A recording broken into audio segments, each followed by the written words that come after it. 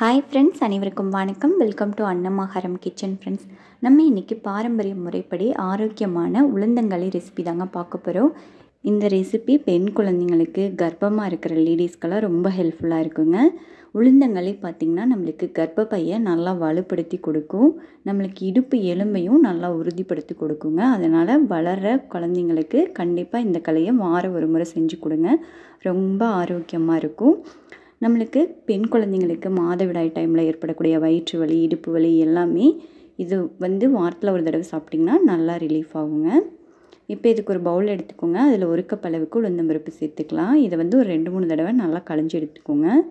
அதில் இருக்கிற தூசெல்லாம் நம்மளுக்கு வந்துடும். நான் முழு உளுந்தம்பருப்பு எடுத்துருக்கேங்க. நீங்கள் பொட்டு இல்லாத உளுந்து இருந்தால் கூட நீங்கள் எடுத்துக்கலாம். ஆனால் நம்ம முழு உளுந்து இந்த மாதிரி பொட்டோடு இருக்கிறத செய்யும்போது இன்னும் நம்மளுக்கு சத்துக்கள் அதிகமாக கிடைக்கும். இப்போ இதை நல்லா அலசி எடுத்துகிட்டு இதை வடித்து ஒரு 5 நிமிஷம் நம்ம வச்சிடலாங்க. தண்ணியெல்லாம் நல்லா வடிஞ்சு வந்துடும். அதுக்கப்புறமா நம்ம ஒரு காட்டன் டவலில் போட்டு இதை நல்லா அந்த தண்ணி இல்லாமல் நல்லா ட்ரை பண்ணி எடுத்துக்கலாம். இப்போ இதை ஒரு கடாயில் போட்டுக்கோங்க. இதை நல்லா மணம் வர வரைக்கும் நல்லா வறுத்து எடுத்துக்கலாம்.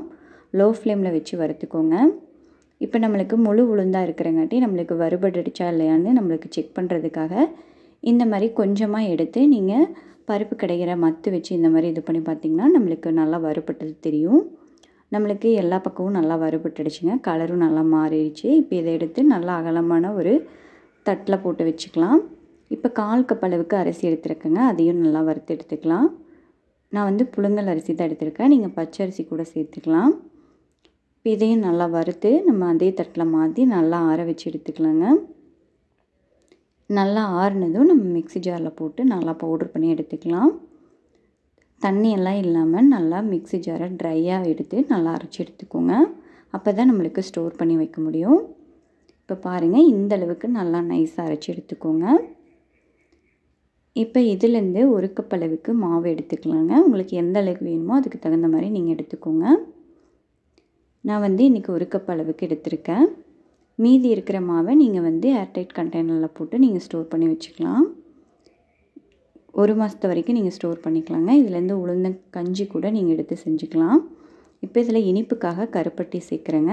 1/4 கப் அளவுக்கு கருப்பட்டி பொடி பண்ணி சேர்த்துக்கலாம். கருப்பட்டி சேர்க்கும்போது தாங்க இதோட ஃப்ளேவரும் சத்தும் நல்லாயிருக்கும்.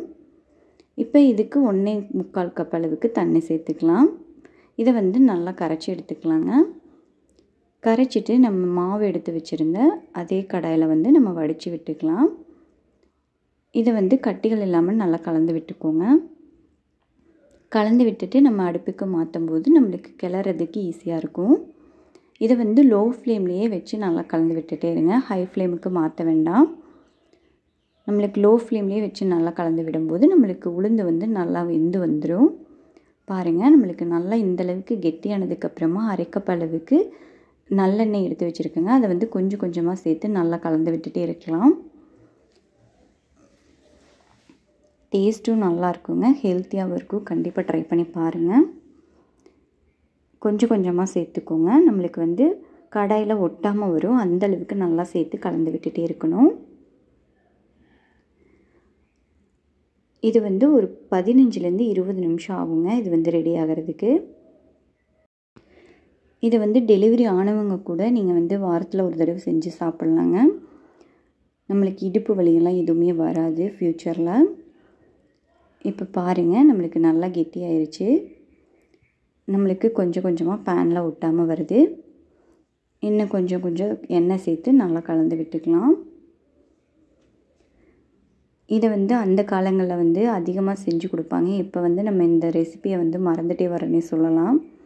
இது அதிகமாக யாரும் செய்கிறதில்ல.